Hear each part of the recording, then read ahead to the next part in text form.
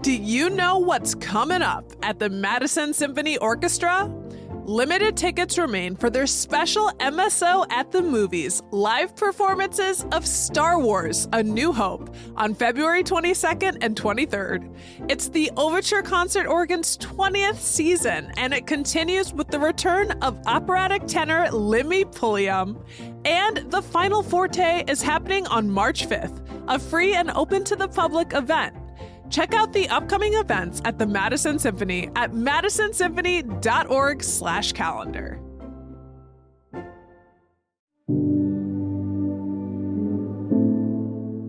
Today on CityCast Madison.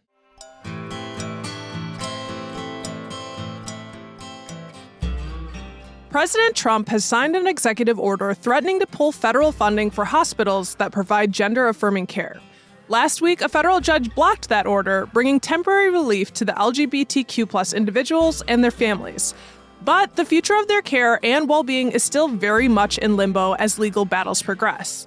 Wisconsin Watch investigative reporter Phoebe Petrovic wrote a deeply reported piece on the issue and the current state of access to gender-affirming care in Wisconsin.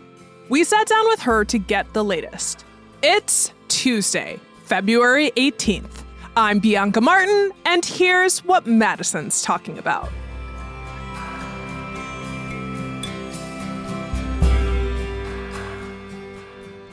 Phoebe, hello. Hi, it's good to talk to you. Happy snowstorm. Happy snowstorm. Thank you so much for joining us to talk about this incredibly important topic today. You recently published an article for Wisconsin Watch detailing the story of a Wisconsin family who was left with a lot of questions after President Donald Trump signed an executive order blocking funding for hospitals that provide gender-affirming care. Since publishing, the story has already developed. Can you paint us a picture of what you reported on, what happened, and where things stand now for individuals seeking this kind of healthcare in Wisconsin?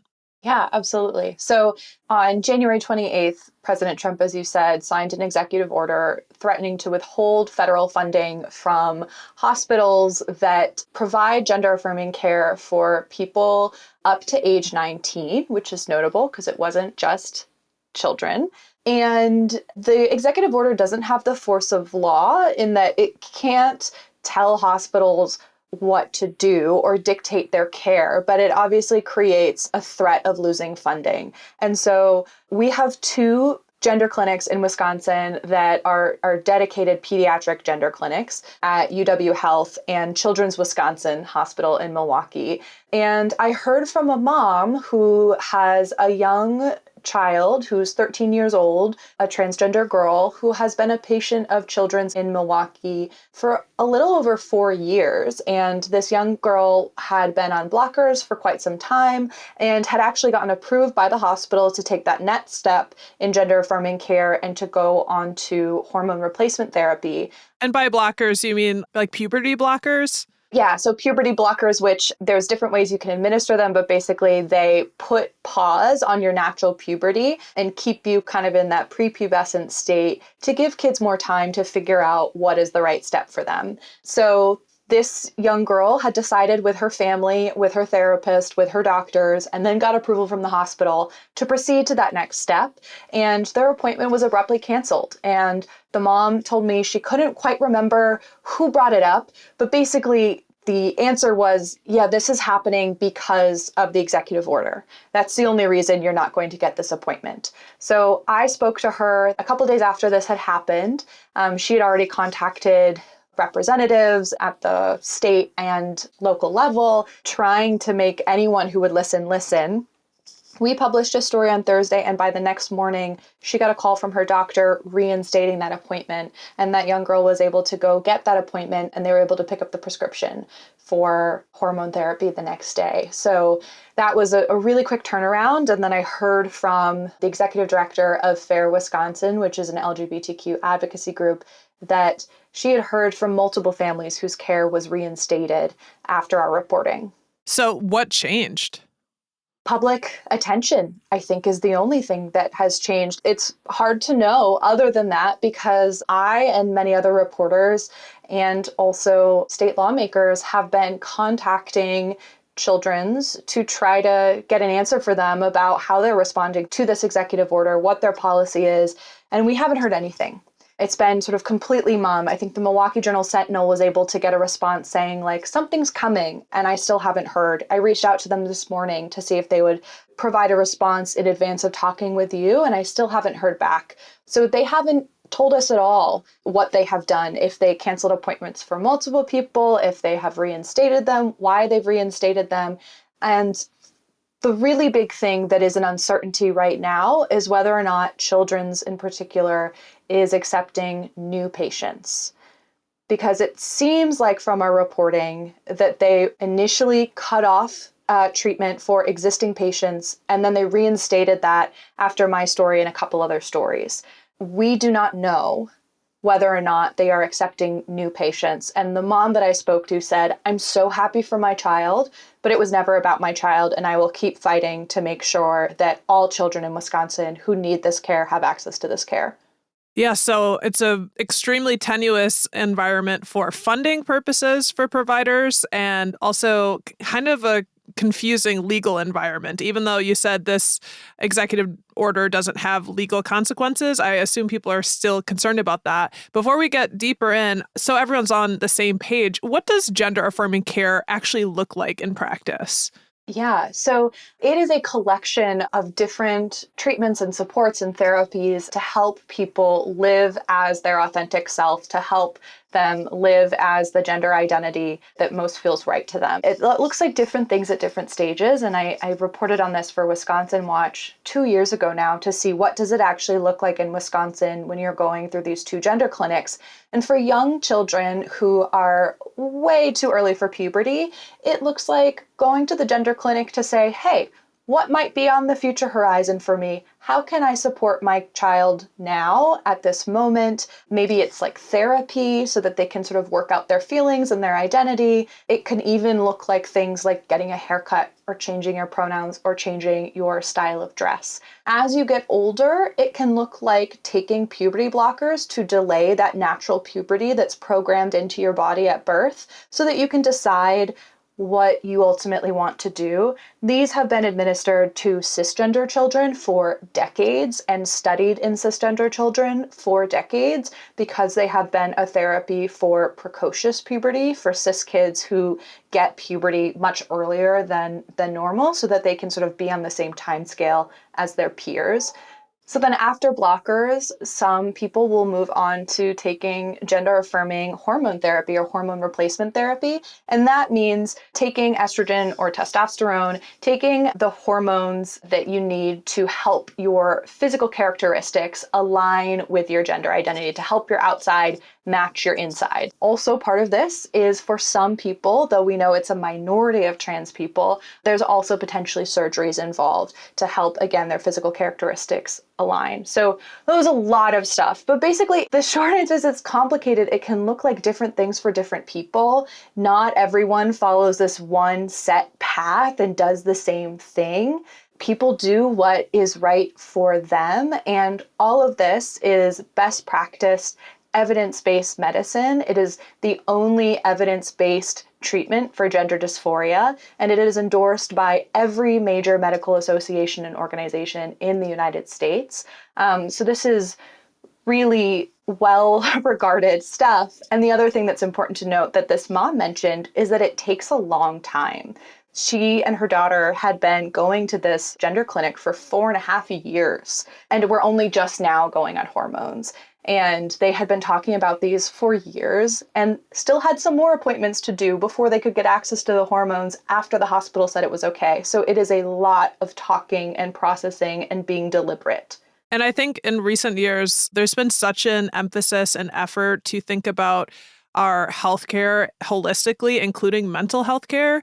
And I feel like it's important for us to say that access to gender-affirming healthcare for many is life-saving care when it comes to considering mental health and the impacts of not having this sort of care and information and medicine available to you if you do not feel like you're in the body you're supposed to be in.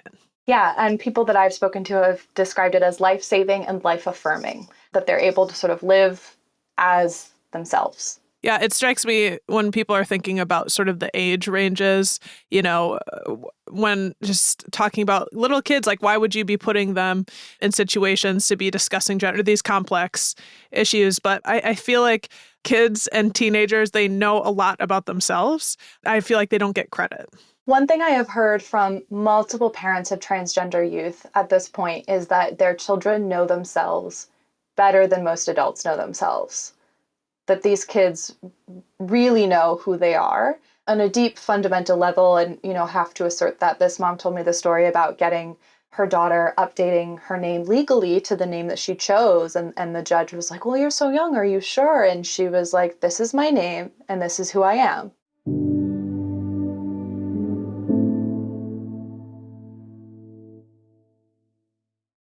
What sort of promises have you made to yourself this year? Maybe get in better shape or eat healthier, save more money, travel somewhere new. What about discovering a new culture by learning a new language? With Babbel, you can do that in just a few weeks. I'm CityCast CEO David Plotz, and I'm having such a good time learning Spanish on Babbel this year. I'm taking a trip to Mexico City in the spring, and Babbel is giving me the Spanish foundation that's going to make my trip so much better. Babbel's quick 10-minute lessons, handcrafted by more than 200 language experts, get you to begin speaking your new language in 3 weeks, or at whatever pace you choose. And because conversing is the key to really understanding each other in a new language, Babbel is designed using practical, real-world conversations. And one way they do that is with their own podcasts. I'm a podcast listener. I'm guessing since you're listening to this podcast, you are too. And I have been getting ready for my Mexico City trip by listening to Babbel's conversational podcasts. There's a short conversation you listen to, then an instructor talks you through what happened, and then you listen again, and then you catch everything when you listen that second time. There's also a great read-along transcript, too, which I love. The one I did today was with Maria and Carmela trying to make dinner plans, but Carmela is so busy. She's way too busy with work and yoga, but finally they agreed on brunch on Saturday. Studies from Yale, Michigan State, and other universities continue to prove that Babbel works. One study found that using Babbel for 15 hours is equivalent to a full semester at college. So let's get more of you talking in a new language. Babbel is gifting CityCast listeners 60% off subscriptions at babbel.com/CityCast. Get up to 60% off at babbel.com/CityCast. Spelled BABBEL.com/CityCast. Babbel.com/CityCast. Rules and restrictions may apply. I'm sure there are plenty of folks thinking, well, I'm not transgender seeking this treatment, so this doesn't affect me. But as you noted earlier, that it's not just trans kids that get some gender-affirming care. Also, cis teenagers and kids also receive gender-affirming care. And, we're thinking about the fall of Roe v. Wade. There were also ripple effects there that reached much more than just people seeking abortions. What do you think are, if any, the larger implications of this executive order around gender-affirming care? Well, one thing I think that it shows is that you aren't necessarily quote unquote safe if you're in a red state or a blue state. When there are decisions being made at the federal level that can affect someone regardless of where they live. Wisconsin obviously is a very purple state. Our Republican-controlled legislature tried to ban gender-affirming care for trans youth in Wisconsin, and the Democratic Governor Tony Evers vetoed that. But we don't have a shield law sort of protecting this care or sort of enshrining it. So it's really sort of a mixed bag. And in the same way that the fall of Roe and discussions about whether or not hospitals had an obligation to provide life-saving abortions under EMTALA, the Emergency Medical Something Act. The Emergency Medical Treatment and Labor Act. Thank you. We're at a moment when federal policy and politics, which is really driven by a lot of dark money, is affecting the type of health care that your doctor can provide to you. We have seen in other places across the country that they're having a brain drain, they're losing doctors who would provide all sorts of medical care because they want to provide a certain type, and that type is being sort of hunted out of the state. I don't think we're there yet when it comes to gender-affirming care, but it shows how sort of tenuous this is. And I've talked to parents and trans people across Wisconsin who have said, okay, well, we're safe in Wisconsin, we think, so long as Tony Evers is governor. but I don't know what I'm going to be able to tell my child about the healthcare they're going to get in a couple of years if we have a new governor, if the legislature turns over, and now with the federal edicts. And so it's just sort of a complicated mess. We have a network of CityCast shows, including CityCast Nashville, and they just put out a really strong episode about this topic where they talked to two parents of trans kids. And one of the parents, they had moved their family out of Tennessee. And they did that on recommendation of their doctor because of the tenuousness of the political landscape and just the lack of certainty and of being able to provide care there. So it's certainly possible. And I want to talk more about these political impacts and the chilling effect it's having on providers. You've noted, and I've read in other reporting that the Milwaukee Children's Hospital has been very quiet about this story. You were talking about that. You haven't heard a lot, which is not typical. Can you talk a bit more about what hospitals and doctors are concerned about when it comes to their job duties and this executive order? Yeah, I think that they are concerned about being sued potentially, and also concerned about losing funding. It's grim and gross to talk about it in these terms when we're talking about people and medical care, but there are calculations that hospitals are likely making, according to lawyers that I've spoken to, about, okay, are we going to align ourselves with this edict and sort of potentially sacrifice care for them so that we can have our federal funding and serve the majority of our patients? Transgender people, I just want to know, are a tiny minority of the population, like 1% to 2%. Tiny fraction of the population. And that's overall in the United States. And so they have to make a calculation as to, okay, well, we have a hospital that serves so many people. We want to be able to keep the doors open and the lights on and provide life-saving care. Maybe we'll sacrifice this group in order to do that. I'm not privy to those conversations. I don't know if they're thinking about it in those explicit terms, but that's sort of where the calculus is. You mentioned the national statistics. Can you help break down what it looks like in Wisconsin?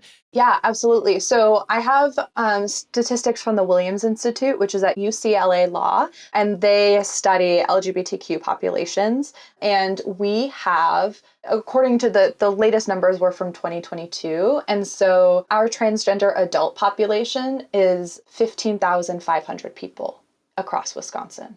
So that is 0.34% of the adult population in Wisconsin is transgender. When we are looking at children, they break it down by 13 to 17. That's the age range for young kids that they are looking at, is just 13 to 17. And we have a higher proportion of transgender youth compared to adults, but it's still under 2% of the Wisconsin population identifies as trans, so 1.75. And that's 6,400 kids. Yeah, that's like the size of a small city in Wisconsin. At this point, this executive order is about funding. It's not about pursuing sort of criminal investigations against doctors in the same way that we have seen in the reproductive healthcare space. So we're not there yet. But those are sort of other things that they're speaking about. A doctor has a duty to provide care to their patients, but they also have to abide by the rules of their employer. Mm-hmm. Yep, absolutely. I was actually at a dinner party recently with a pediatrician who told me that at one point there was a possibility that doctors were going to be kind of attacked for doing or performing medicine around transgender girls, and that it was going to be labeled like a female mutilation. That brings up something I did want to add. The executive order didn't call it gender-affirming care. They called it chemical castration and child mutilation or something like that. Really extreme, inflammatory terms that transgender people will say are disrespectful and dehumanizing, and that doctors would most likely say is contrary to the science that, surgery is not mutilation, nor are these blockers and hormones castration. I don't know the particulars of what you're talking about, but that rhetoric is something that I have been seeing for years and comes up in this executive order. And it clearly shows their perspective on it. To your earlier point, like doctors and healthcare providers, they have to follow the edicts of their job. They have to do what is allowed to them. You did note earlier in our conversation that in Wisconsin, there are only 2 dedicated pediatric gender clinics in the state. The Gender Health Clinic at Children's Wisconsin Hospital, Milwaukee, and one at UW Health in Madison. Knowing that there are only 2, is it hard to access this kind of care in our state even before this sort of executive order came down? It frankly varies depending on where you are. We know that, wait times and whatnot can sort of rise and fall depending on what's happening. But the 2 major ones are in Madison and Milwaukee. And Wisconsin is a huge state, and it might take hours to drive to those places. And so it's not the sort of thing, it's around every corner and you can just walk in and get it. And then when you get an appointment, it can take years or months to get the care that you ultimately need. We know trans folks have always been here and will always be here. So I think the bigger question at this point is, why do you think their health and just general being is such a hot topic right now? One of the things that comes to mind that I have seen throughout my reporting is that this group is a tiny fraction of the population. And the Williams Institute and other organizations doing research into this population shows that they face a disproportionate amount of marginalization. So that's discrimination, houselessness or homelessness, poverty, violence. And so this is a tiny population that experiences extreme marginalization. They're easy targets. It's really easy to punch down on them. And this is me talking more as a person who knows this community rather than a reporter through my work. But there's something really free and liberatory about saying, I'm going to be who I know myself to be rather than what society says that I should be. And that troubles gender norms. That troubles political hierarchies of putting men above women, straight people above gay people, all sorts of things that sort of get at the fundamental project of the 2.4 children, white picket fence, American dream. It sort of gets to the heart of that, and it can make people really concerned. We want to know, bringing it to, well, what do we do about what's happening right now? A group of families and doctors have already filed a lawsuit against Trump for this executive order, citing discrimination.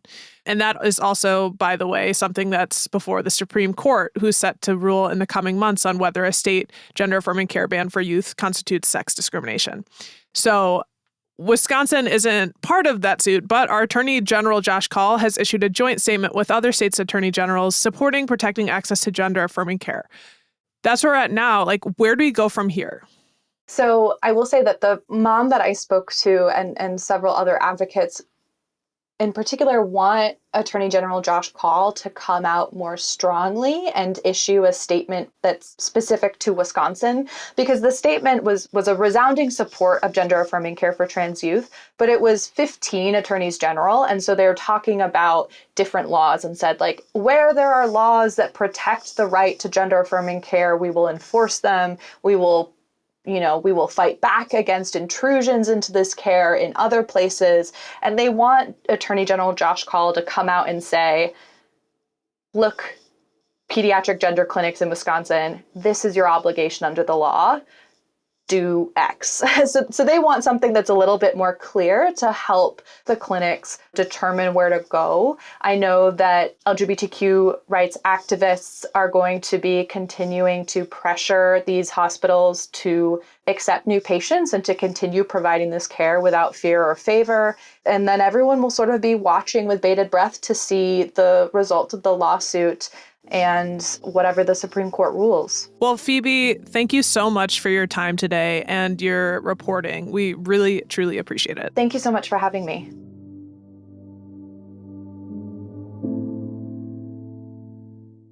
That's Phoebe Petrovic, investigative reporter at Wisconsin Watch. If you want to read her reporting on the current state of affairs of gender-affirming care in Wisconsin, head to our show notes for a link.